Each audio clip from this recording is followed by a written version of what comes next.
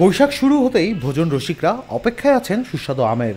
তবে এবার যেন শনির দশা লেগেই আছে আমের রাজধানী চাঁপাইনবাবগঞ্জে। একদিকে গত বছরের তুলনায় এবার আমের মুকুল এসেছে কম, অপরদিকে প্রচণ্ড গরম মরার উপর খাড়ার ঘা দিয়েছে।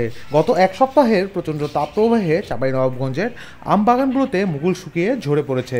এতে করে আম উৎপাদন ব্যাপক হ্রাস পাবে বলে মনে করছেন আম চাষিরা, যা আমপ্রেমীদের কপালে ফেলেছে চিন্তার ভাঁজ। অতিরিক্ত তাপদাহ যে চলছে, এই তাপমাত্রায় যদি থাকে তাহলে আমের যে গুটিগুলো আছে, আমের গুটিগুলো আস্তে আস্তে ঝরে পড়তে থাকবে এবং আমরা প্রচুর হারে লোকসানের সম্মুখীন হব।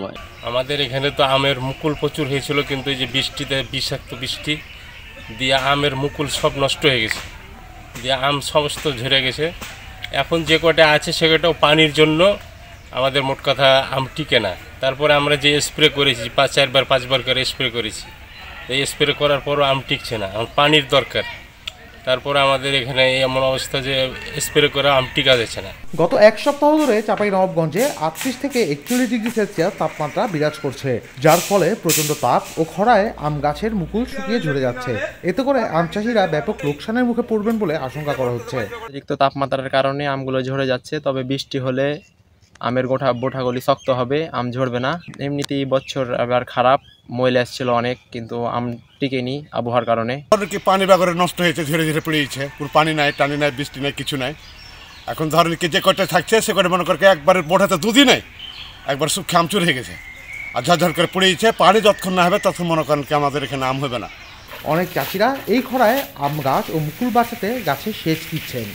এবার ফলন কম আমের এবং মূল হয়নি ভালোভাবে, তারপরও যেটা হয়েছে তো বৃষ্টির কারণে আমটা হচ্ছে না। তো বৃষ্টির কারণে আমটা ঝরে পড়ে গেছে। যদি 2-4 দিনের ভিতর বৃষ্টিটা হয় তবে ভালো হবে।